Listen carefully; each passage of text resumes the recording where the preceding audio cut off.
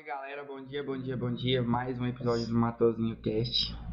Hoje estamos aqui em uma conversa franca entre gestores. Temos aqui 3 segmentos e ao mesmo tempo 2. De antemão agradecer as meninas por terem aceitado o convite, não é mesmo? Ai meu Deus! Vamos todo mundo! Temos aqui a Jânia, diretora da Moisés Umbelino, minha diretora por 2 anos. Foi graças a ela que eu estou aqui hoje, tá? Se eu não tivesse recebido o convite dela lá atrás, não estaria diretor hoje. Amiga pessoal. Jéssica, diretora do CMEI Nosso Lar. Ela fala que eu sempre engano quando eu falo CMEI Nosso Lar, hoje eu falei certinho. Bonitinho. Gestora há praticamente o mesmo tempo que eu, né, Jéssica? Sim. Vice, agora com o processo seletivo, gestora, diretora, amiga pessoal também, 2 diretoras que eu admiro muito, tanto pessoalmente quanto profissionalmente, né? E vamos falar um pouquinho hoje sobre o trabalho da gestão, desafios, N situações que a gente enfrenta, né? Novo formato que a gente está vivendo agora, estamos à iminência da implantação da gestão democrática, né? Mudança de APP para conselho escolar, então a gente vai ter muita coisa para falar. Vamos abrir um pouquinho para as considerações das duas e já a gente inicia. Bom, sou gestora na Escola Moisés Umbelino, iniciei como supervisora lá, uma escola que eu não escondo de ninguém, que eu tenho paixão pela equipe, pelo espaço, tenho muito carinho pela comunidade e você acompanhou todo esse processo, sabe como foi difícil a gente conseguir equilibrar todos esses segmentos dentro da escola. Então a gente é prova viva de que com carinho, com respeito, com um trabalho sério a gente consegue conduzir e colocar uma escola organizada, né, e oferecer sempre o nosso melhor para a comunidade, porque essa é a nossa função principal. Então, eu sempre digo, quando você usou o termo desafios, eu sempre busco me corrigir. A gente não pode falar que a gente tem problemas, a gente tem situações adversas e desafios, porque todo desafio ele é ultrapassado. Então, quando a gente se dedica e gosta do que faz e respeita o espaço onde a gente pertence, a gente consegue sempre conduzir da melhor forma. Jânia que já está aí sem usar dados comprometedores, né?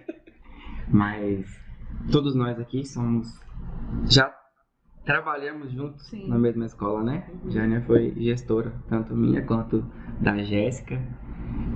Jéssica e eu fomos professores na mesma escola. Jânia é nossa vice-diretora, então Jânia já foi supervisora. Já foi nossa supervisora, então Jânia tem uma longa jornada dentro da educação. Cedo. Sim, ela começou cedo. Comecei cedo. Muito jovem e ainda muito jovem, né? Então, assim, é um prazer receber Jânia também aqui. Quando eu digo que a gente trouxe alguns segmentos, porque trouxemos uma gestora experiente, né? E 2 gestores que eram vices e agora são gestores. E que também estamos ali caminhando para poder chegar lá. Jéssica no segmento da educação infantil, eu no ensino fundamental. Aprendemos muito com a Jânia, depois eu fui trabalhar junto com a Jânia de vice-diretor dela. Então, assim, penso que a gente tem muito que conversar hoje. Dona Jéssica. Eita! Assim, eu fico muito feliz, né, de participar. Lógico, é um desafio grande para mim essa questão de compartilhar de forma oral. Sou muito grata também, né, pela parceria, pela amizade, pela troca que nós temos, tanto enquanto nós estivemos compartilhando salas, né, de aula, depois vice-direção e agora gestão. Sou muito apaixonada pela educação, principalmente educação infantil, não tem como eu esconder, né, e também eu considero e valorizo muito a equipe do CMEI Nosso Lar. É uma equipe que está sempre muito pronta a atender o que é solicitado, a fazer sempre o que é para ser feito da melhor forma possível. Então, assim, eu tenho muita gratidão pela equipe e eles têm a minha admiração. Admiro muito cada servidor que eu tenho lá. E sem eles, assim, seria praticamente impossível, né? A gente alcançar aquilo que nós almejamos, né? Se a equipe não veste a camisa, ela não não acolhe o que é necessário fazer. O gestor, ele pode ter toda a experiência do mundo, toda a visão, né? Toda força de vontade. Se a equipe não veste a camisa, a gente sabe que a gente não desenvolve ali absolutamente nada, nenhum projeto, nenhuma intenção, nenhum trabalho. Então, assim, quando o Hudson diz sobre a questão da experiência, eu não tenho uma experiência que eu construí. Toda a experiência ela foi vivenciada e adquirida com outras pessoas que são profissionais incríveis, como vocês. Então, assim, o aprendizado da gente, ele não pode ser estagnado, é diário. Você aprende com todo mundo, todos os dias. Acho que eu sempre digo que essa é a beleza da vida, e eu amo aprender. Sim. E é muito bom você ir adquirindo a experiência, porque todos os dias na gestão é um susto diferente. Sim. E não existe experiência que dê conta de você administrar em uma situação que você nunca vivenciou. Então você precisa de outras pessoas, sozinho você não Nós não temos uma receita, né? Exato. Que a gente pode ir lá e falar, não, hoje nós vamos adicionar isso e isso vai funcionar. Não tem. E eu penso que o gestor, ele tem que estar, sim, aberto, né? A valorizar essas habilidades dos servidores, porque isso contribui muito, né, para que esse trabalho com excelência aconteça, esse atendimento de qualidade, porque o objetivo principal é receber as crianças, acolher e considerar ele como um indivíduo, né, dentro do seu desenvolvimento integral. Então, se você não valorizar o servidor, a equipe que está ali com você, como que você vai alcançar, né? É que, na verdade, a equipe, ela sente quando ela é acolhida pelo gestor. E ela se dedica a abraçar a causa, o objetivo, né, que a escola tem. A gente trabalha como instituição, nós somos representantes de uma equipe, nós fazemos parte dessa equipe. Então eu costumo dizer que se está indo tudo bem, o mérito é total da equipe.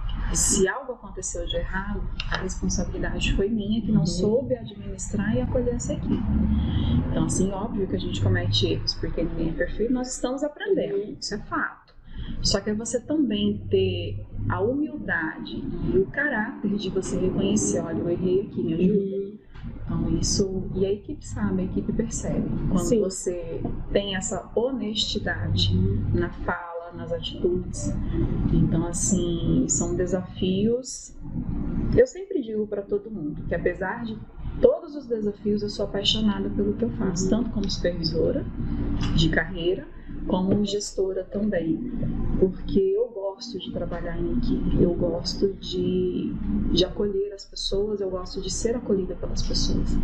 Então, assim, você vê a construção de todo um trabalho e você entregar para a comunidade reconhecer, os estudantes reconhecer tudo que foi feito, é muito gostoso. Eu acho que é o maior prêmio que a gente recebe, né? Com toda certeza. Quando a gente fala gestor, né, diretor, a primeira coisa que vem é o chefe, né? Essa é a visão. No episódio passado, tivemos ex-alunos da escola conversando sobre isso e aí cria-se uma imagem da gente, às vezes até negativa. Vou mandar vocês lá pra sala da direção. E aí o diretor é o bicho-papão. Quando o coordenador pedagógico tem uma situação com o professor, que ele acha que, vou colocar você para conversar com o diretor. As crianças, vai subir pro diretor. E o diretor não é esse cara, né? O gestor, ele não deve ser esse indivíduo aí que é temido, né? Ele deve ser aquela pessoa que precisa ser respeitada, e não respeitada por imposição, mas ele deve ser um cara que, sim, tem o respeito da equipe.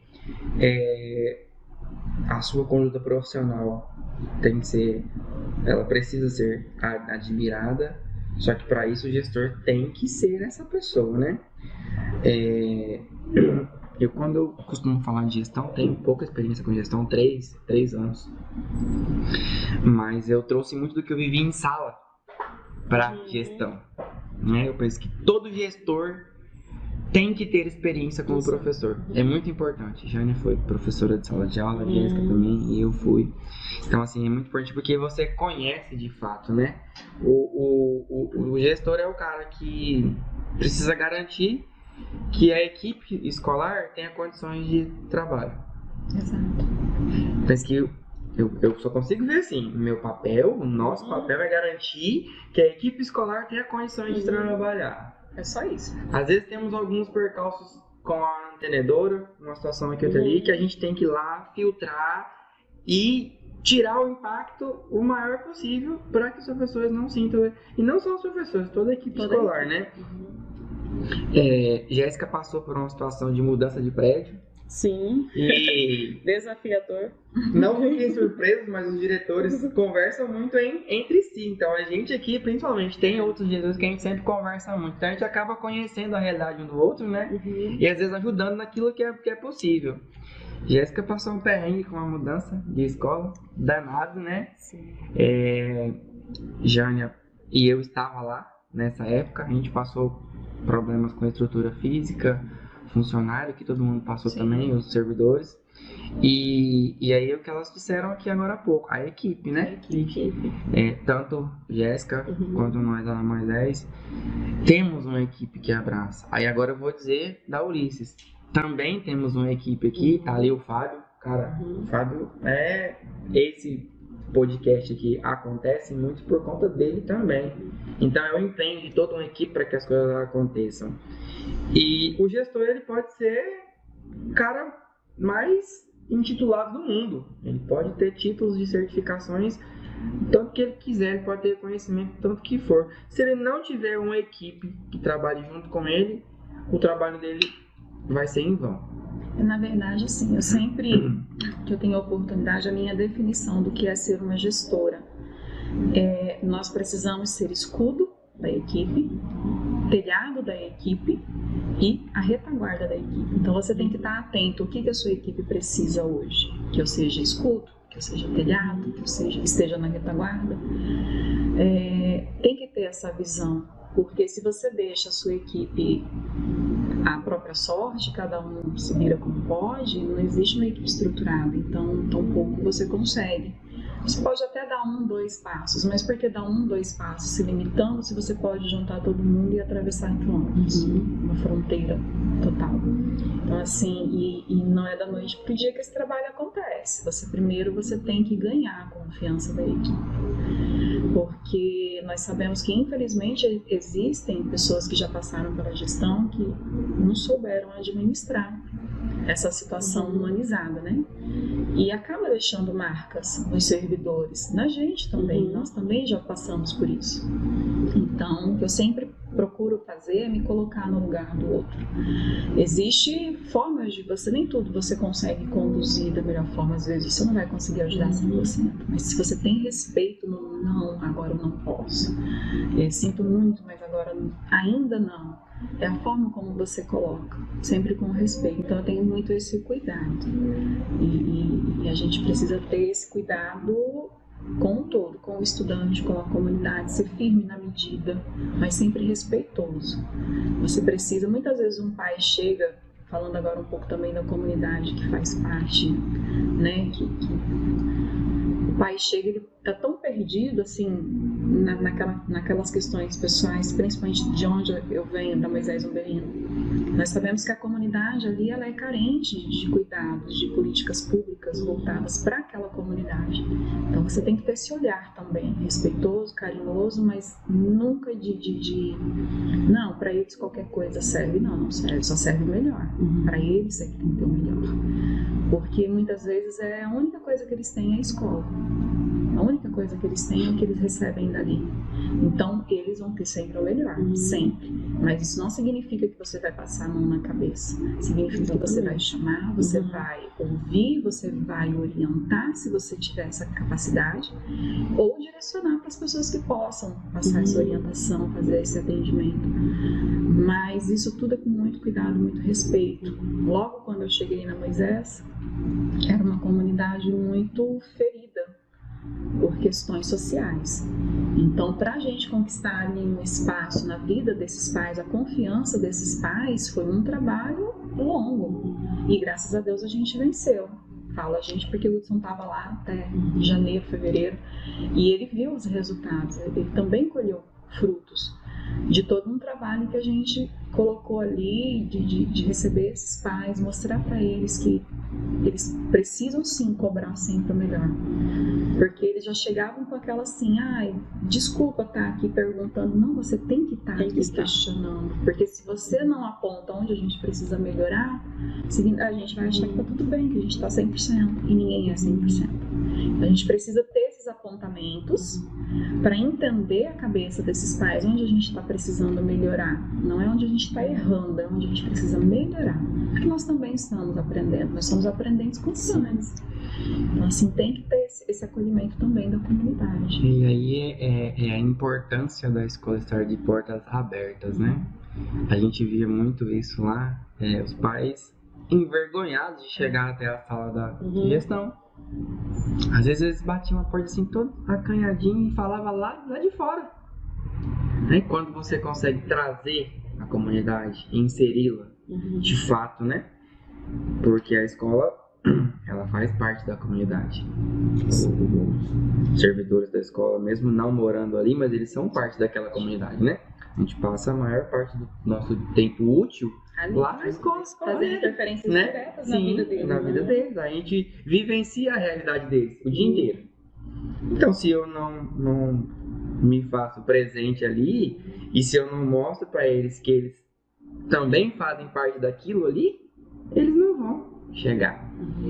E não é uma receita, né? Que você vai seguir e vai funcionar. E você vai criando mecanismos. Esse não funcionou, mas esse funcionou. Esse aqui funcionou parcialmente. Muitas vezes a resposta da estratégia a ser usada vem da própria comunidade. Sim. Porque eles são um termômetro do que você está construindo ali. Então, muitas vezes o que você faz não surtiu efeito, mas se você parar para observar, você consegue analisar. Não, para essa comunidade que vai funcionar assim. Eu, por exemplo, eu vim de uma outra realidade. Quando eu cheguei na Moisés, eu estava na escola Ruth Rocha. Lá é uma outra realidade, é uma outra visão. Muito do que funcionou no Ruth Rocha, na Moisés Umbelino não funcionou. Muito do que a gente faz na Moisés Umbelino, para o Ruth Rocha não vai fazer efeito no dia a dia. Então você tem que ter essa flexibilidade também no olhar, que cada realidade, cada escola é um mundo particular daquela comunidade. Então você pega coisas boas e você vai mesclando ali, isso dá, isso não dá. Então, assim, tem coisas no Ruth Rocha que eu sempre sonhei, em 9 anos que eu trabalhei lá, sonhei em fazer e ele não dava certo. Na Moisés Umbelino, no primeiro ano de gestão, funcionou. Então, assim, é muito prazeroso você conhecer esses novos mundos, essas novas estratégias e a comunidade também te educando, né, da forma correta para você fazer o seu trabalho, o seu papel ali. Então é muito gostoso você estar no dia a dia, você receber esse feedback, apesar de alguns pais ainda chegarem meio, né? São pais, por exemplo, na Moisés a gente tem uma, como é que eu posso dizer? Me fugiu a palavra. Na troca de aula, os alunos passam pela Moisés constantemente, porque os pais têm essa mudança de ambiente, de casa, muito. Tem criança que passa ali, às vezes fica 2 semanas, 2 meses, vai e volta no decorrer do ano, vai ali por umas 5 vezes. Então são pais que ainda não pegaram, não entenderam a rotina daquela escola. Então muitas vezes eles não entendem que eles podem chegar numa boa, que eles vão ser ouvidos. Eles têm ainda aquela visão de que se eles não chegarem no grito, eles não vão ser atendidos, não vão ser respeitados. Então esses pais ainda precisam, com toda a paciência, serem acolhidos. Não, senta aqui, pode falar. E são coisas que a gente precisa ter sabedoria. E a sabedoria, muitas vezes, você não acorda com ela todos os dias. Você vai adquirindo. A gente vai adquirindo, vai se moldando, né? Exato. Com os desafios que vão acontecendo. E os erros, né? Como você disse no início, nós somos seres humanos, nós erramos, mas sempre em busca do melhor, né? Sim. Em busca do melhor, em busca de ofertar o que, né? Lá no CMEI Nosso Lar mesmo, nós atendemos crianças a partir de 1 ano de idade. É uma responsabilidade muito grande. Então, assim, às vezes não tem como, mas no CMEI e tal funciona assim. Tá, mas lá é 4 e 5 anos. Nosso lar não, é a partir de 1 ano. Então, é toda uma situação que a gente acaba tendo que planejar, pensar, voltado para o grupo que nós atendemos. Hoje nós estamos com um desafio muito grande lá, que é a questão da saída das crianças no portão, né? que também é a situação, não tem como a gente usar a mesma estratégia que nós utilizávamos, né, no outro prédio, porque é uma rua diferente, o portão é diferente, né, não temos no momento a segunda grade, o segundo portão, e assim, está sendo um desafio muito grande para nós, a entrega das crianças ali, né, tendo em vista essa dependência deles no caminhar, né, na locomoção, e a gente também entende né, a situação dos pais, é horário de almoço e tal, mas a gente faz, né, as estratégias que nós estamos utilizando, tentando procurar a melhor forma para, né, esse momento, sempre pensando no principal, que é a segurança das crianças. E essa questão de ter o espaço, né, para o pai ser ouvido, né, pontuar aquilo, né, as angústias, as inseguranças, ela é muito válida, sim, é necessário no nosso dia a dia, né? E aí, partindo do pressuposto que os alunos da educação infantil são o público do ensino fundamental, dona Jéssica? Fale. Lá você atende de 1 a 5 anos. De 1 a 5 anos. Berçário 2 ao pré-2. Solta eles no pré-2. Solta no sentido de que eles saem da escola, né? Aqui, nós temos o privilégio de ter infantil, fundamental 1 e 2. Então não tem como a gente nem falar assim, esse aluno veio de outra escola. Não, ele é nosso. Sim, se ele chega no 5º ano com uma defasagem, a gente não tem o que falar, não, pô. Nós estamos aqui. Sabe que aqui uma situação assim, que a gente sempre tem que estar pensando, que nem lá no CEMEI nós temos atendimento creche e pré-escola. Então essa criança, ela sai do maternal 2 e vai para o pré-1, há um processo de transição que ele tem que ser pensado, né? Aqui vocês também têm que pensar. Pré-escola, transição para o ensino fundamental e transição para o ensino fundamental 2. E eu penso assim, por ter passado, né, em sala de aula na educação infantil, né, no ensino fundamental, vice-direção agora na gestão, eu penso que é algo que tem que ser muito bem planejado, tem que ser muito bem pontuado, essa questão da transição. Sim. Né, no meu olhar, né, essa questão da transição de, vamos colocar, de etapas, né, ela tem que ser muito bem pensada. E eu, enquanto professora, eu me preocupo com essa transição da pré-escola para o ensino fundamental. E nós que recebemos a pré-escola no ensino fundamental, a gente sente essa insegurança das crianças de como vai ser. Porque eles vêm de uma rotina e no fundamental essa rotina é totalmente diferente. E a gente tem que ter essa sabedoria como ensino fundamental também para fazer essa transição, apesar de que o fundamental ele precisa começar com uma rotina um pouco mais, não tão flexível na questão de brincadeiras, do lúdico a gente trabalha, mas a gente sabe que a carga horária para isso é um pouco menor, porque a gente já começa a trabalhar com resultados. Ali a criança ela vai sofrer no sentido de adaptação. Então, isso tem que ser pensado, como você falou, lá na pré-escola, mas eu acho que essa visão ela tem que partir do todo, né? E aí, sem cortar a Jéssica, agora eu vou falar uma coisa que talvez gere alguma situação polêmica, mas eu preciso falar. É muito importante essa conversa aqui, e é muito importante uma renovação da gestão. Todo o meu respeito aos gestores com mais experiência, que já estão há muito tempo, mas talvez o fato de estarem fora de sala durante muito tempo faz com que a gente... Isso pode acontecer com a gente também, tem que cuidar. Que a gente vá perdendo o olhar pedagógico e comece a olhar só administrativamente para a escola. Um olhar mais técnico, mais frio. E aí isso faz com que o gestor não tenha tanta afinidade com o currículo que está sendo trabalhado, de que forma que está sendo, e a gente acaba deixando isso para lá, né? E quando eu vejo aqui, vou me colocar junto 3 pessoas que são gestores e que tem muito, isso eu digo sem hipocrisia nenhuma, muito conhecimento prático de sala de aula, eu vejo quão importante isso é, né? Porque o gestor que está alinhado, que está ali, e não estou dizendo que é uma coisa ruim dos gestores que já estão há mais tempo, não. É porque pode acontecer com a gente também. Sim. Você acaba focando mais no administrativo, você perde muito do pedagógico. E o gestor, ele precisa estar muito afiado no pedagógico da escola. Ele não tem só que garantir que tem a merenda, que tem a manutenção da escola, não. Ele tem que saber o que está acontecendo, ele precisa ajudar a construir essas coisas, né? E aí, quando eu falo com a Jéssica, me fale sobre a educação infantil, porque a Jéssica vai soltar eles lá, vai passar eles preparados para o ensino fundamental, que é uma nova etapa e que ela vem de uma forma que muda muito a rotina que eles tinham na educação infantil, né? Então, assim, enquanto gestora e professora que a gente percebe esse olhar pedagógico, né? Para essa mudança. Então, assim, como que vocês já vão preparando essas crianças lá?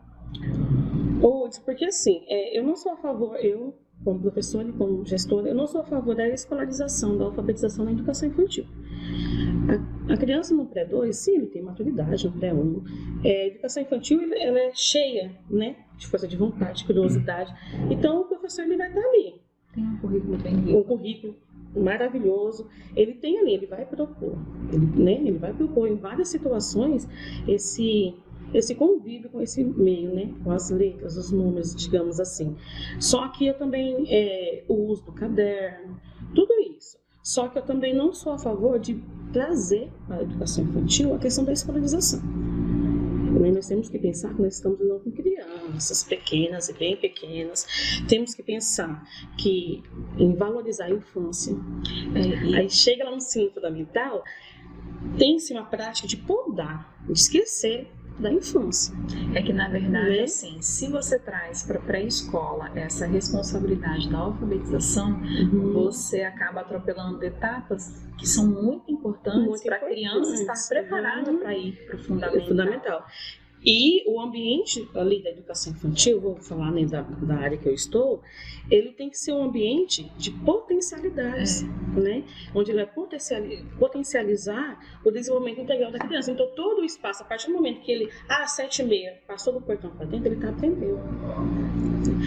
E até a hora de ir embora e por aí vai. Agora, trazer uma responsabilidade que é do ensino fundamental para a educação infantil, já não sou muito de apoio. Não concordo muito. Por mais que nós tenhamos na educação infantil, lá no pré-2, crianças que, em maio fez 6 anos. 6 anos. A gente pode, sim, propor, provocar, criar situações, oportunizar, criar contextos, né? E por isso que o professor de educação infantil, ele tem que ser um ouvinte, ele tem que ter um processo de escuta, né? Então, assim, agora trazer para a educação infantil esse processo da alfabetização, eu não concordo muito. E eu só para acrescentar no que a Jéssica está colocando, nós como fundamental que recebemos, é perceptível quando você recebe uma criança no fundamental que não passou por educação infantil.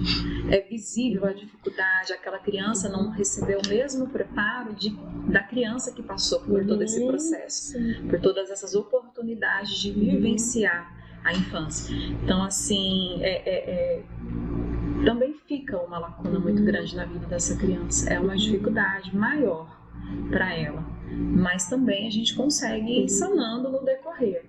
É a questão às vezes, podar, não é bem podar, é porque o fundamental, ele também tem um currículo a ser seguido, e nesse currículo ele também não oportuniza muito as vivências, porque entende-se que a etapa das vivências da infância, elas precisaram ser cumpridas lá na educação infantil. Então são fases. Então, essa criança, ela vai transicionar da educação infantil para o fundamental. Então ela passou por aquela fase, e quando ela chegar lá no Fundamental 2, talvez até no ensino médio, entregarmos aí pessoas prontas para o mercado de trabalho, para uma universidade, são fases. Nosso trabalho, ela começa ali, quando você recebe na educação infantil, e vai terminar lá no 3º ano do ensino médio. E são fases complementares. Então, quando a criança pulou uma fase, a próxima fase é um videogame, vai ficar mais difícil, até chegar lá no chatão. Então, assim, é muito complexo. Então, o fundamental, ele é preparado e considerado para crianças que passaram pela fase anterior. Então, muitas vezes a gente pensa, está podando, e não é que está podando, assim como muitas vezes a gente também tem esse olhar preconceituoso que a educação infantil não preparou para o fundamental. Só brinca. A gente tem que mudar essa visão, porque na verdade cada um está cumprindo a sua fase. Está proporcionando aquilo que a fase pede. A gente não pode nem antecipar e nem deixar de oferecer. Então a gente tem que ter essa visão, que a gente tem que lutar e volta de novo as políticas públicas, oportunizar que todas as crianças estejam na fase certa.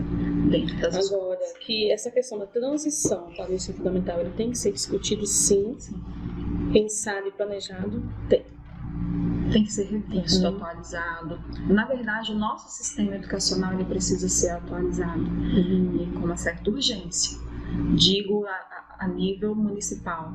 Nós hoje trabalhamos aí com uma situação, com uma sistemática, vou usar o termo ultrapassado. 2019. De 2019, então a gente já vivenciou uma pandemia e não foi atualizado. A gente foi reorganizado, mas hoje a gente já precisa corrigir equívocos que aconteceram lá através dessas normativas que eu julgo, eu admiro o trabalho que foi feito, porque ninguém estava preparado para viver uma pandemia. Então foi algo assim que surpreendente a reação das pessoas que estavam à frente ali. Eu admiro muito, de verdade, porque eu acho que eu não teria essa sabedoria. E eu digo, e assim, frieza no termo, no sentido de não, eu não posso pôr a minha emoção, o meu medo, porque era um medo constante de todos, e eles conseguiram essa frieza de pôr o medo deles, porque são seres humanos, de lado, para pensar em algo que nós precisávamos lá dentro da escola com urgência. E foi algo que assustador, foi a nível mundial, mas foi pensado, foi feito.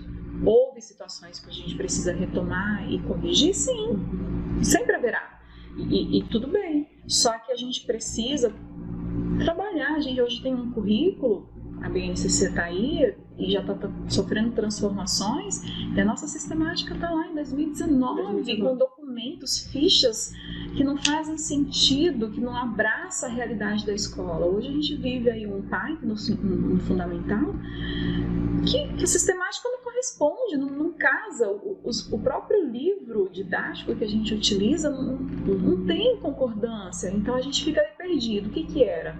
O que é para fazer? É para seguir isso? É para seguir aquilo?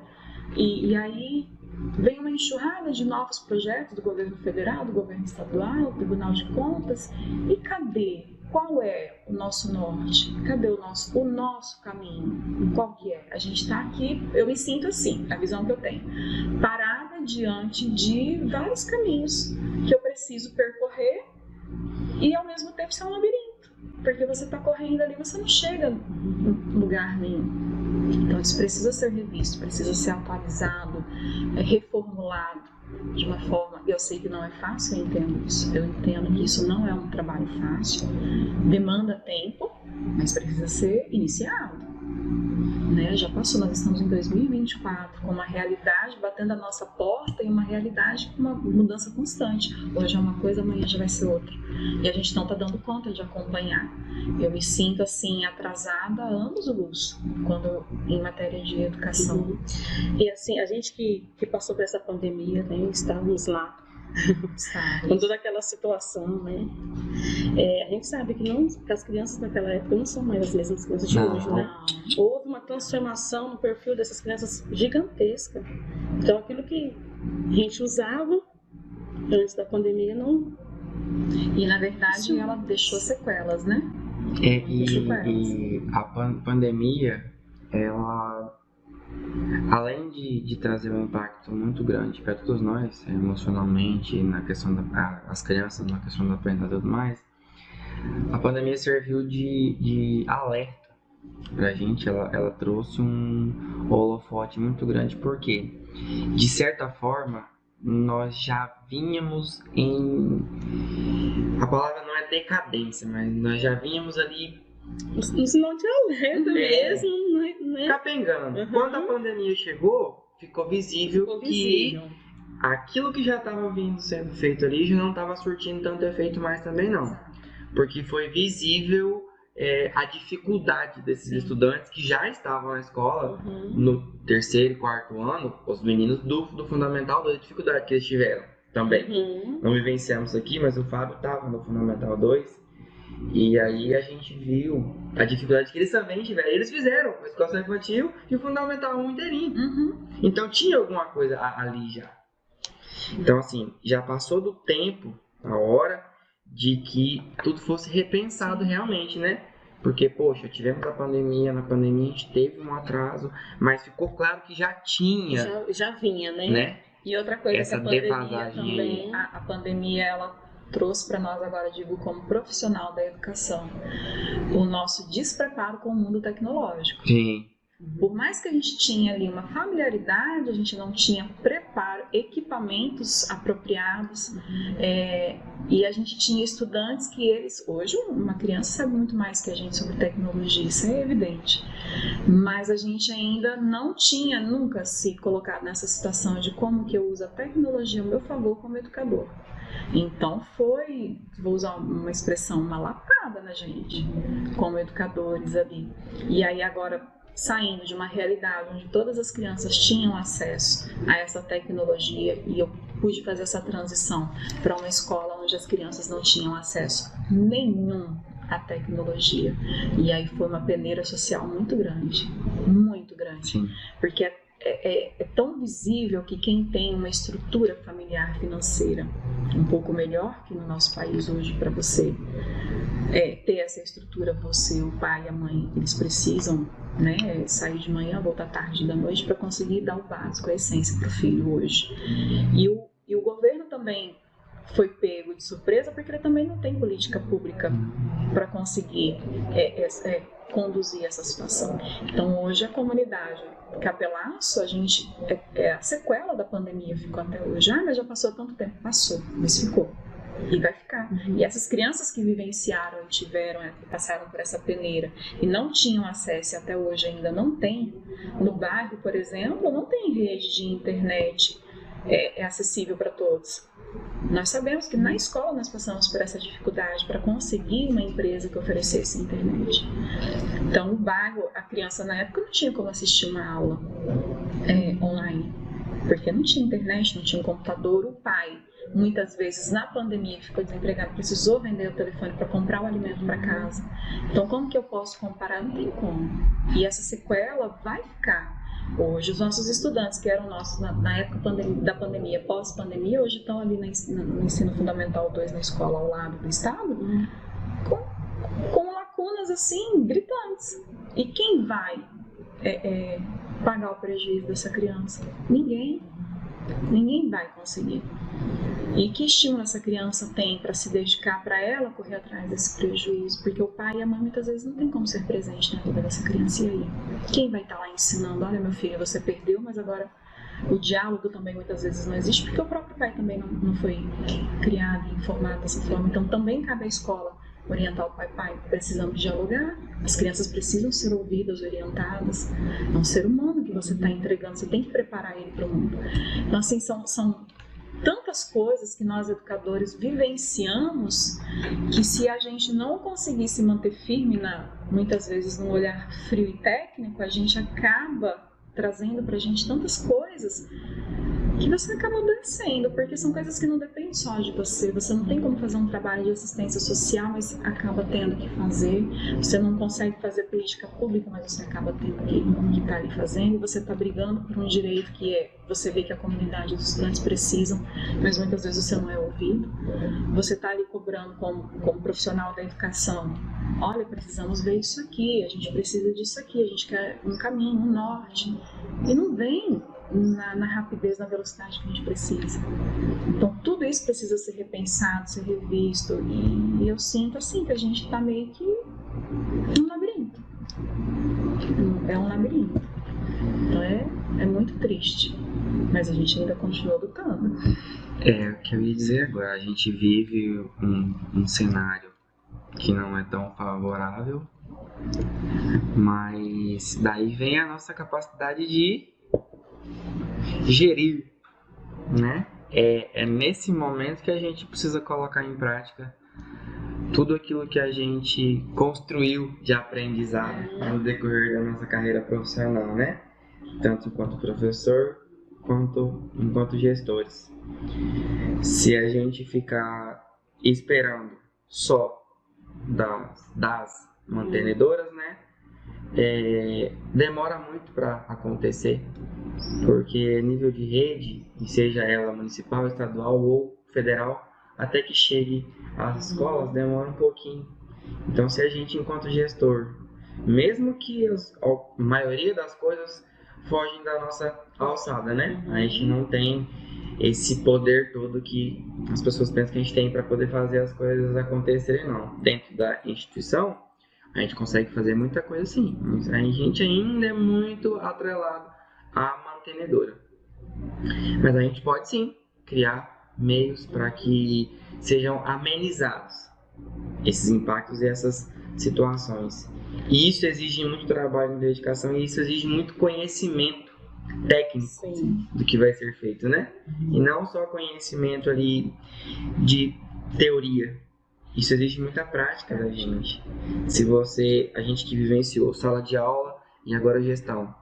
Jéssica e eu estivemos em sala, dando aula na época da pandemia. E a gente enfrentou desafios como professor e enfrentamos enquanto gestores no pós-pandemia, né? Então, assim, Jânia estava supervisora nessa época da pandemia e ela acompanhou de pertinho o trabalho dos professores e acompanhou os resultados dos alunos.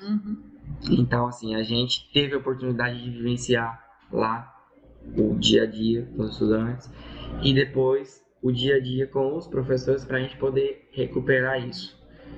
Não foi, não é e nem será uma tarefa fácil. Não é. É uma coisa que, igual eu disse, evidenciou que já tinha algo que não estava funcionando, né? E que já fazia parte, né, Uds, da nossa troca lá, né? Sim. Os questionamentos que nós, né, a gente, enquanto professor, estava o tempo inteiro falando sobre isso, né? Assim, eu tive a oportunidade de participar da construção da normativa enquanto supervisora.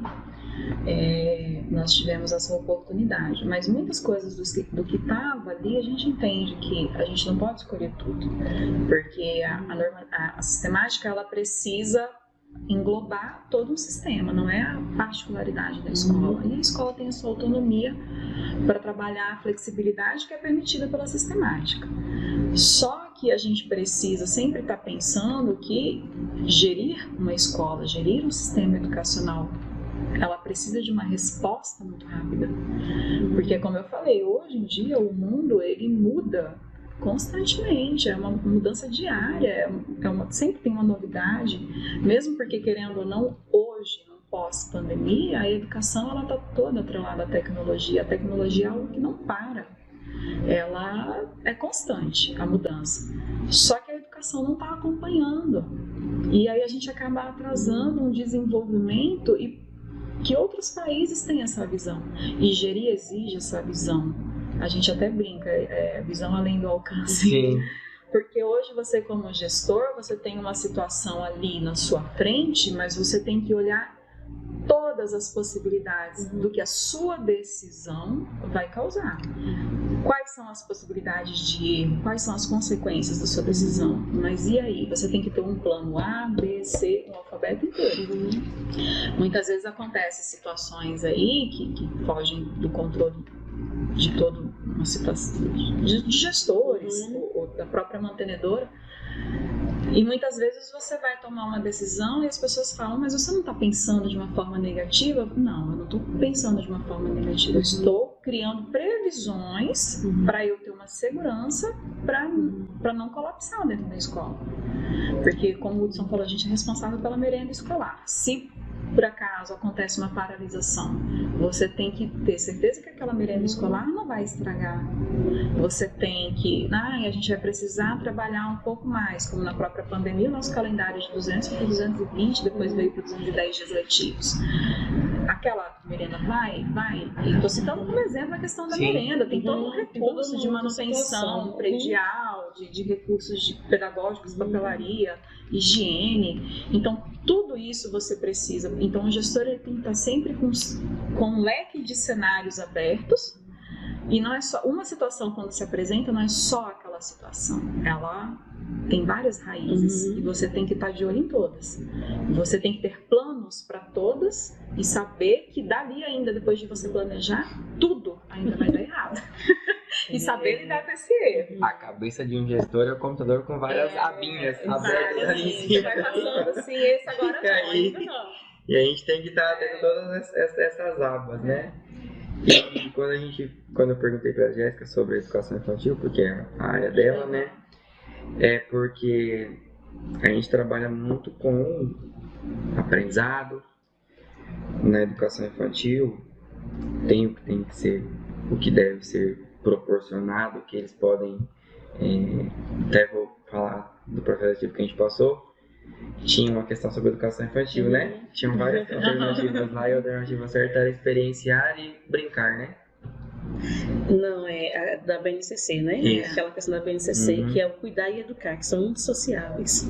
A educação infantil. E aí a gente tem esse currículo da educação infantil que vem para lá. Agora falando um pouquinho sobre resultados, né? A gente tem Saero, tem Saeb, temos essas avaliações externas. E às vezes o gestor, ele prioriza as séries que vão acontecer as avaliações. E esquece que as séries anteriores serão aquelas séries que vão fazer as avaliações, né? A gente tem vivenciado nesses encontros do Tribunal de Contas, nós vemos que o segundo ano são as turmas com os melhores resultados. Por que isso? Porque eles recebem uma gratificação. É feito todo um trabalho com as turmas de segundo ano, né? Da própria mantenedora. Um acompanhamento maior.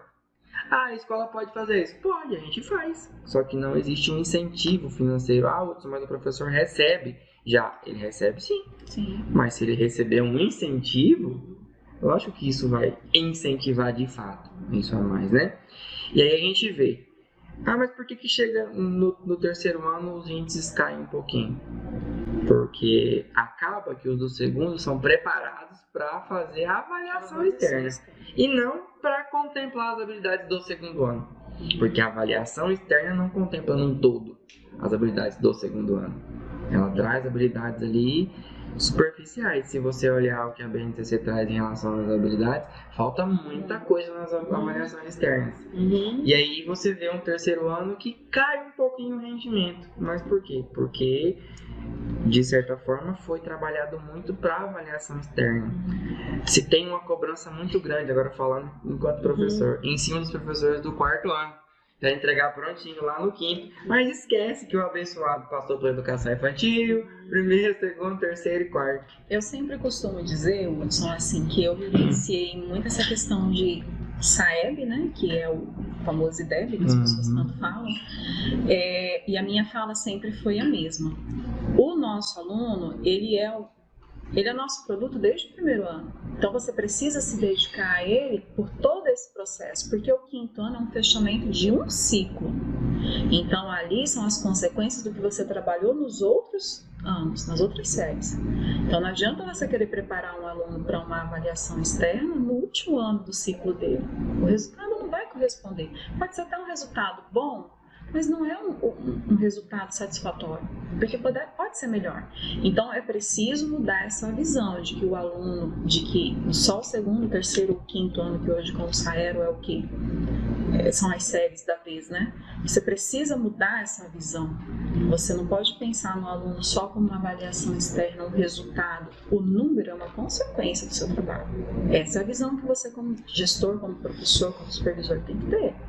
O aluno entrou na sua escola no primeiro ano, no segundo ano, ele é seu. Você precisa ofertar um ensino de qualidade e fazer com que essa criança consiga desenvolver. Não depende só de você. Aí entra também uma questão de estrutura. Sim.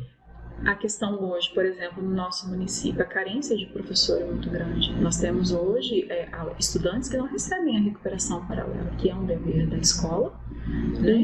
E um direito da criança. Mas esses professores estão precisando fazer dobra produtividade, porque hoje nosso município está num sistema caótico com falta de professor. Muitos adoeceram. E isso foge do controle da mantenedora. Isso é algo que realmente não tem como ser controlado. Muitos aposentam, os que têm sorte aposentam. Outros adoecem porque não aguenta, o próprio sistema cobra muito de um educador hoje. A gente sabe que ser professor há 20 anos atrás não é ser professor como hoje. O sistema hoje ele cobra muito. São projetos, programas de governos que não preparam o professor, não estimulam, não incentivam, que muitas vezes a parte financeira seria a parte mais fácil para o governo estimular um professor. Mas só que a gente precisa também pensar no cuidado diário. Esse professor, ele tem um auxílio alimentação digno? Esse professor, ele tem um auxílio saúde? Esse professor tem acesso hoje, por exemplo, se um professor ficar mal, vamos usar de novo a pandemia. Quantos professores nossos, assim como estudantes, não ficaram mal? Porque essa pandemia ela foi Alguns não conseguiram voltar. Foi um divisor de água na vida de todos nós. Então, assim, esses professores receberam que tipo de assistência psicológica? Professores que tiveram sequelas do próprio Covid, que tipo de assistência esse professor tem hoje? Que acompanhamento esse professor tem? O próprio gestor que vivenciou tudo isso.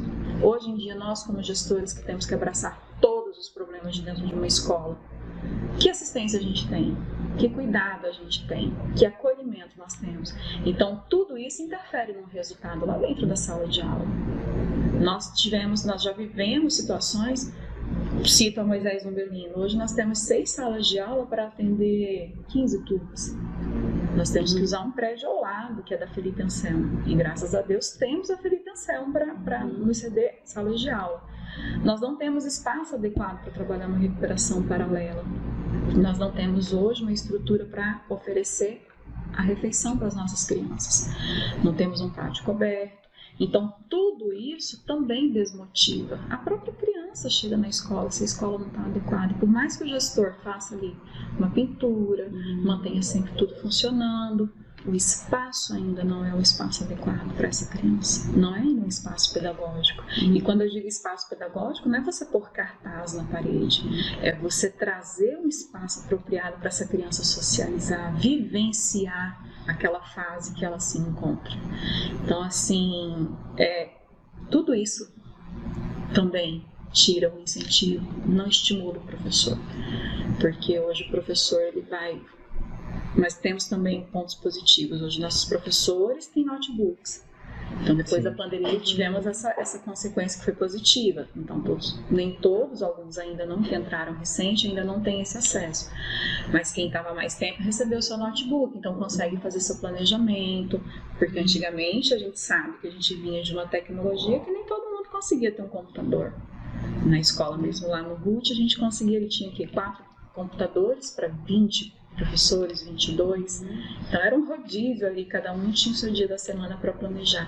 E graças a Deus isso vem melhorando, mas ainda está bem longe de ser o ideal. Hoje nós temos lousas digitais dentro das salas de aula, com a internet disponível ali para o professor poder trabalhar. Mas esse professor está recebendo ou buscando aprender a trabalhar, usar aquela tecnologia a favor, porque também é responsabilidade do professor a autoformação. Mas também cabe a nós, gestores, a própria mantenedora, está provocando, cutucando esse professor. Vamos. Não é só cobrar um resultado, preencher uma ficha, é você despertar no professor aquela vontade. Não, eu vou atrás do autoconhecimento porque eu vou ser favorecido. O meu trabalho vai ficar mais fácil. Ou eu vou dar conta de chegar para me aposentar sem ter que pegar um laudo médico porque eu adoeci no processo. Então, assim, todo esse cuidado. E é muito válida essa questão do incentivo da parte financeira, e eu acho que todo incentivo financeiro é pouco para o professor no Brasil hoje, só que seria a parte mais fácil para o governo. Seria a parte mais fácil, porque por trás disso existem tantas outras coisas. Hoje, por exemplo, o professor não tem acesso a uma saúde de qualidade. Não, nós não temos, nós não recebemos para isso. Uma vez eu participei de uma formação que a formadora falou assim: você não pode usar a rede pública porque você ganha melhor do que muitas pessoas dentro da sociedade. Só que a gente não ganha salário para pagar um plano de saúde. Nós sabemos disso, não vamos ser hipócritas. Hoje em dia a gente tem que escolher o que a gente vai viver. O professor não tem condição de viver uma vida nem de classe média. Essa é a realidade. Porque nós temos muitas vezes nós gestores tiramos dinheiro do bolso para fazer algumas coisinhas ali, porque a gente quer dar o nosso melhor, a gente quer ver a escola funcionando bem. E a gente sabe que muitas vezes o desenrolar das coisas demora, né? Então a gente acaba fazendo. Mas enfim, é válido a questão do incentivo financeiro, e acho que todo incentivo é pouco, mas a gente também tem que começar a reivindicar todo esse cuidado, esse amparo na área da saúde, esse amparo da autoformação, da própria formação, fazer formações que realmente façam a diferença dentro da sala de aula. e dar essa estrutura para o professor, estrutura do espaço físico mesmo, uma sala adequada, uma sala de planejamento, uma escola estruturada para a criança, profissionais, orientador, supervisor. Eu acho que hoje na Secretaria de Educação tinha que ter um psicólogo para atender, ou o professor poderia ter acesso na rede pública a um psicólogo, porque psicólogo, gente, é algo que deveria ser rotineiro na nossa vida, para todos nós, não só os professores. Então, assim, temos que ter essa visão também, de reivindicar toda essa estrutura também. E o financeiro, com certeza. Porque hoje nosso salário é muito abaixo de qualquer outra profissão, né? Que tem também nível superior. E aí, mediante tudo isso, nós gestores que estamos ali, né? Os professores trazem todos esses questionamentos pra gente. A gente acaba tendo que ter uma maturidade emocional muito grande, né? E é diária essa maturidade emocional, porque senão a gente não dá conta, não. E eu sempre gosto muito de pontuar, eu sempre converso muito com essa questão da evolução. A gente tem que estar sempre evoluindo, porque se a gente parar, a gente fica estagnado, né? Então a gente tem que estar sempre evoluindo, principalmente a parte emocional, a parte psicológica, porque a demanda ela é muito grande. E só para ressaltar um pouquinho do que o Luiz estava falando, essa questão do segundo, quinto ano, né? Aí a gente acaba tendo uma visão de que o segundo ano e o quinto ano acaba sendo uma turma preparatória, né, para avaliação externa. E eu tenho uma insegurança muito grande enquanto professora, gestora de educação infantil, é que isso se torne também uma prática no pré-2, né? Na minha opinião, é algo que eu não quero ver acontecendo. O pré-2 se tornar uma turma preparatória. Então, assim, né? É porque com isso você acaba tirando coisas dali E acaba tirando o direito da criança, né? Algum direito da criança poder enquadrar nessa questão aí. E assim, a gente enquanto gestor, além de lidar com toda essa parte pedagógica, que é aquilo que eu falei, todo o meu respeito a quem já está há muito tempo, né? Mas sim, é muito importante ter essa experiência muito com a sala de aula, de estar atualizado com o currículo. Nós temos toda uma dimensão administrativa para gerir. Que se a gente não tiver um controle, toma conta da gente, né? Porque você pega PDD, Profai e Penai. Você tem 3 recursos diferentes, cada um para uma coisa que você precisa organizar. A gente recebe o recurso, planilha de execução. E aí, sim, você começa a destinar. Se você faz um plano de execução inadequado, você pode comprometer o andamento da escola. Aí entra de novo a questão da previsão. Aí, exatamente. Você tem que prever um possível problema. E aí você pode comprometer. Olha a responsabilidade, né? Você está falando aí de muito dinheiro. E de todo um andamento material pedagógico, manutenções básicas, limpeza e reparos, né? E, se você não priorizar prioridades agora, propriamente ditas, você atrapalha o funcionamento da escola. O gestor, ele tem que ter um preparo administrativo financeiro em relação às coisas. E não é tão facinho não, quanto parece, né? Porque você precisa lidar com o pedagógico e com o administrativo. Você tem que estar atento ao que está rolando aqui, estar a par e participando do pedagógico. E ao mesmo tempo você precisa estar muito focado no administrativo aqui para fazer com que as coisas aconteçam lá no pedagógico. O administrativo, ele é a consequência, o pedagógico é a consequência do administrativo. Sim. Aqui eu oportunizo o que vai acontecer aqui, ó, né? Se eu não penso em materiais pedagógicos, eu vou atrapalhar o trabalho do professor aqui. O administrativo, você não pode esquecer de incluir nisso toda a questão de documentação da escola. Sim, porque é o que mantém a escola ainda em funcionamento, legalizada. Aí entra também ali o seu trabalho dentro da Secretaria de Escola, que você também precisa participar, estar a par. Então, assim, é uma demanda muito grande. Você tem documentação de funcionário, documentação do prédio, alvarás de funcionamento, você tem toda a questão documental, projeto pedagógico da escola, regimento interno. Quando a gente falou sobre a eminência do conselho escolar, Nós teremos um desafio muito grande agora com essa implantação. Vamos mudar as APPs, né? Migrar para o conselho.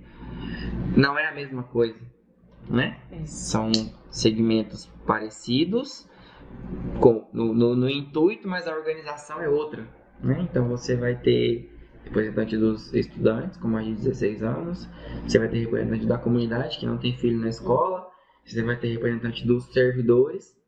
Então, assim, é toda uma outra diretoria que você vai montar.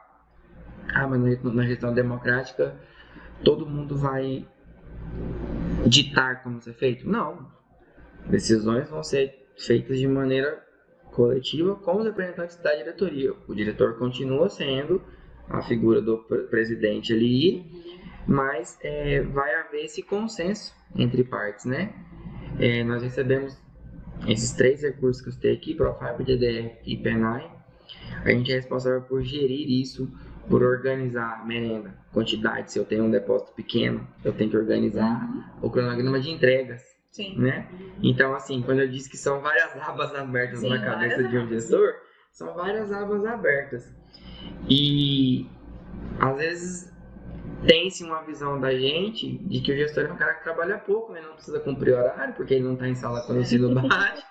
Ele não sabe que a gente não tem horário de almoço, não tem fim de semana, não tem feriado. E aí, a gente trabalha no horário de almoço, o sino bate, a gente não vai embora na maioria das vezes. Muitas vezes. Então, assim, é um trabalho de muita responsabilidade, de muito compromisso, né?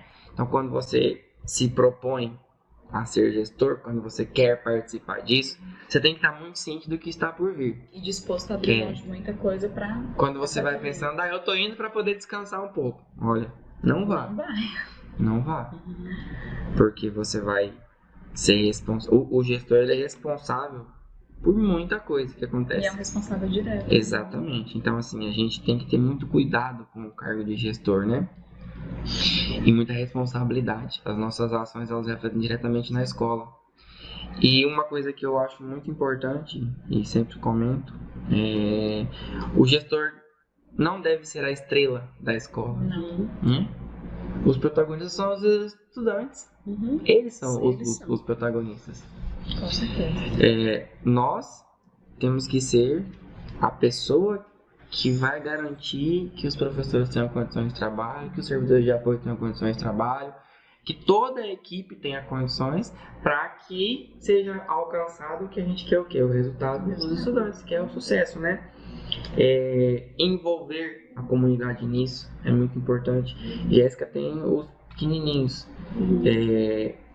Eu não sei como é a questão da infrequência lá, mas a gente sofre um pouquinho isso no ensino fundamental. Na educação infantil, não sei, porque às vezes o pai deixa para ir trabalhar, né? Então não tem essa dificuldade tanto, ou tem também?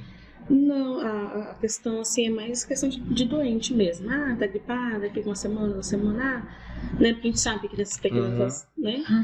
Mas essa questão de falta é bem pequena.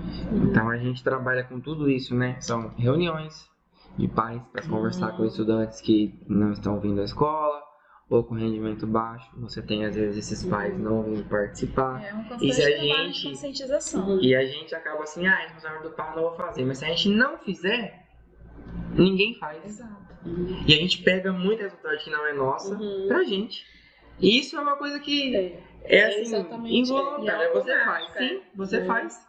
Essa questão de pegar a responsabilidade pra gente acaba mesmo pegando, né? Porque a gente tá ali, a gente se doa, né? Porque a gente quer ver as coisas acontecendo e da melhor forma possível. Só que é uma situação também que me preocupa muito, essa questão da terceirização dos pais com a escola. Né? Os pais terceirizar. Olha, o horário é até tal horas. Mas eu tava trabalhando. Pois é, mas nós também estamos trabalhando. Eu não posso ir não porque eu estou cansada, acabei de chegar do serviço. Mas também nós estamos trabalhando. Né? Então, assim, eles têm que ter essa compreensão de que nós estamos na escola, é nosso trabalho. Nós somos profissionais lá. Nós também temos família, também temos filhos para pegar na escola. Mas essa é uma opção, assim, Jéssica, que as pessoas, desde que há muitos anos atrás, que a escola é a segunda casa, o professor e a professora É como se fosse a segunda mãe, o segundo pai. Sim, o E a gente- segundo, mas não pode se tornar o Mas a gente primeiro. não pode nem ser o segundo, enquanto Né? a gente não fizer essa conscientização de que nós somos profissionais. A gente Sim. tem um cuidado, a gente também contribui com a formação da criança, mas a nossa função principal É profissional. é profissional, é o Profissional. conhecimento. Por mais que nós entregamos bastante carinho, amor, respeito, né? Mas aí nós estamos ali sendo profissionais. E essa questão, né? Ser segunda casa, já, Uhum. na sua opinião, já não é válida. Quem dirá a primeira, porque pelo que eu estou vendo, eu A quero gente colocar tá como a fazendo- primeira Exato. casa. Exato. E não é assim. É por isso que eu digo Se- que é uma constante conscientização. Se nós, enquanto escola, nos preocupamos em garantir uma segurança, né? Sim. E o pai às vezes questiona algumas atitudes que a escola acaba tomando, isso de acordo com o regimento interno, Uhum. tudo. A gente fala, mas como assim? Né? Como assim? Eu não estou ouvindo isso, eu não estou vendo isso, né? Mas é a realidade que nós estamos vivenciando. E é por isso que a Infelizmente. gente tem que ir trabalhando Uhum. e começar por nós a mudar essa percepção de que a gente está ali, a gente cuida, é nossa responsabilidade, sim, porque é um instrumento do nosso trabalho, aquela criança, mas ela jamais vai ser nossa responsabilidade total. E assim, essa questão de se posicionar, a valorização do profissional da educação, ela começa a partir de aí. Quando eu me posiciono como um profissional. Sim, Não, eu estou aqui, estou sendo profissional. A regra é essa, a norma é essa. exato. E o roteiro que deve acontecer aqui dentro é da seguinte forma, né? Então, quando a gente não se posiciona enquanto profissional, aí a gente tem que aceitar a palavra babá, a palavra tia, né? Que A não deve escola acaba acontecer sendo dentro da escola. depósito de O depósito, criança e a é gente isso não pode algo que permitir. não pode. A gente tem que enfrentar isso aí de frente e se posicionar, e eu acho que isso a gente não pode arredar 1 centímetro para trás. E de forma muito sábia, respeitosa, mas você né? mostrar para a comunidade qual é a função da escola ali. Então a comunidade ela precisa ter esse entendimento, e não é fácil, mas é possível. Isso, eu ia dizer agora, isso não é fácil, mas não é impossível. Quando a gente consegue apresentar isso de maneira muito clara, lógico que a gente vai ter um caso ou outro que ainda vai destoar, mas a gente consegue trazer para dentro da escola e consegue criar neles essa responsabilidade, esse compromisso, né? E isso é um papel da gestão mesmo, fazer. A gente tem que criar meios de que isso aconteça, de que eles entendam que é dessa forma, de maneira muito respeitosa, entre ambas as partes, Sim. né? Respeito para lá e respeito para cá. Como a Jéssica colocou muito bem, nós estamos trabalhando também, nós temos uma carga horária a ser cumprida. A gente tem que ir buscar na escola também, tem horário de almoço para fazer, né? Sim. Então todos temos isso. E aí, mas a gente consegue fazer isso. O gestor que se coloca junto, né? Eu sempre costumo dizer que o gestor não pode ser o cara que fica atrás de uma mesa. Ele tem que participar. Ele tem que estar junto. Tem que estar junto, né? Ele tem que estar ali, conversar, receber um patatá, ficar meio perto do portão. Gente, bom dia. Se colocar junto ali, para as pessoas verem em você alguém que eles podem chegar e conversar. E alguém que eles respeitam. Porque eles são respeitados por você também. Então eles estão te respeitando. E quando você se coloca junto deles ali, é mais fácil você conseguir alcançar esses resultados aí, né? E chegar lá na frente com uma coisa boa. Porque quando você vai pedir que isso seja cumprido, você tem respaldo para chegar no pai. Ele tem o seu respeito, né? Ele te respeita porque ele te vê sempre, ele conversa com você, ele sabe quem você é. Então fica mais tranquilo você pedir isso aí. Então assim, parece que a gente enfrenta esses desafios, mas vejo aqui pessoas muito compromissadas com o que fazem. Vejo escolas que têm profissionais em todos os setores muito comprometidos, né? 3 escolas muito comprometidas com o que fazem. 3 gestores sem vaidade. Vou me colocar junto aqui também agora. Sem vaidade, né? E temos a Ulisses aqui, com uma escola já muito antiga. Temos a Moisés, uma bebezinha em ascensão, porque vimos os resultados. Né? Temos o CEMEI com uma referência muito boa de educação infantil, né? E tenho certeza que isso vai continuar assim. E temos a Ulisses já com uma história, né? E eu tenho a responsabilidade de dar seguimento nessa história, que é uma história muito boa também. Então, assim, temos 3 missões aqui que vão durar por mais 3 anos, que é o nosso período, né, de mandato. E acredito que a gente vai entregar lá no final com a evolução do que a gente pegou. Então, assim, pra gente fechar aqui, já falamos, já temos muita coisa pra falar ainda, mas parabenizar Jânia, Jéssica, pelo trabalho que é feito. Conheço o trabalho da Jânia, trabalhei junto, conheço o trabalho da Jéssica. Repito, a gente conversa muito sobre gestão, não só essa conversa aqui, é muito do que a gente conversa fora daqui, no dia a dia. Temos outros gestores também que a gente conversa muito, mas infelizmente tínhamos que ter uma sala maior para caber todos que a gente troca ideia sobre.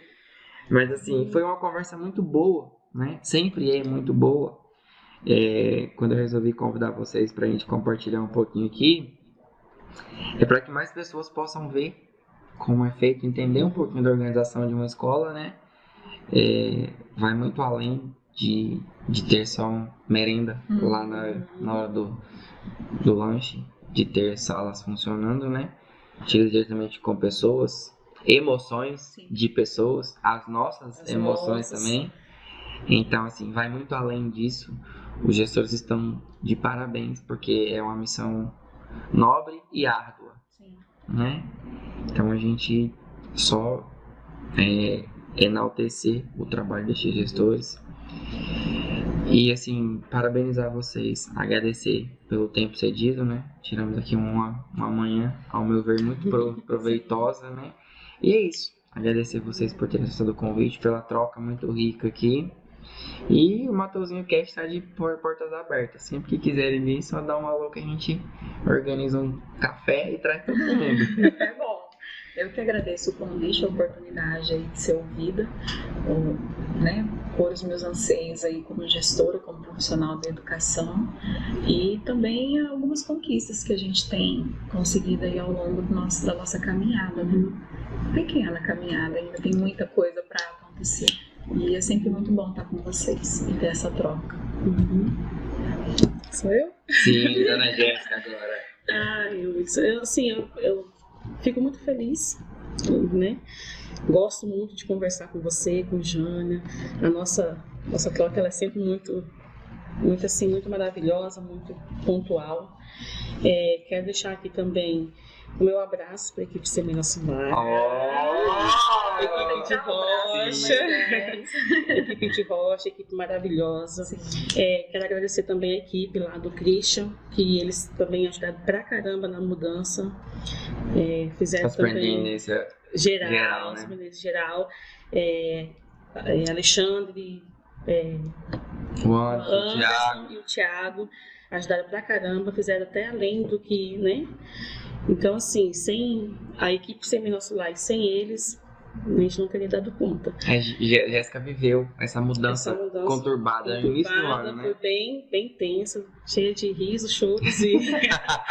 Ai, Deus. Eu sei muito bem como é, porque você trabalhar também sem um telhado. Sim, exatamente. Desespero batendo na porta. E te parabenizar, Uds, pelo trabalho também. Você tem minha admiração, não só como gestor, como professor, mas como pessoa. Sou muito grata pela parceria, pela amizade, tá? E estou por aqui. Como eu disse no começo, né? São gestoras. Não vou usar nem a palavra colegas de trabalho, são amigas de trabalho e amigas pessoais. Que têm a minha admiração, tanto pessoal quanto profissional. E assim, foi uma honra receber vocês aqui, de verdade. Uma honra mesmo. Tinha certeza que ia ser uma conversa muito boa, né? E assim, agradecimento e portas abertas. Precisando do Mateuzinho Cast. Pelo café a gente volta. Pelo café a gente volta. Se quiserem marcar outro dia, pode marcar. O Mateuzinho tá aberto. Alunos do ensino fundamental, Jânia, caso você queira em algum momento trazer para te trocar uma ideia, para te fazer um intercâmbio. Maravilhoso. Jéssica, temos educação infantil aqui também. Podemos pensar em um momento de roda de conversa dos professores da educação infantil para te trocar uma ideia. Você sendo a mediadora. Ô, meu pai. Não fale coisa difícil. E assim, a gente tá aqui para isso. A ideia do podcast é compartilhar saberes, né? É trocar ideia assim, aprender, ensinar, ouvir, falar. E essa é a ideia. A gente vai sempre trabalhar nessa linha aqui e sempre ouvindo pessoas que têm muito a ensinar, né? Então a gente sempre vai estar aqui para isso. E é isso, gente. Agradecer a todo mundo, a galera que vai assistir logo mais. O Fábio, que tá ali sempre dando um suporte maravilhoso pra gente. E fica aqui encerrado mais um episódio do Matosinho Cast. Semana que vem tem mais.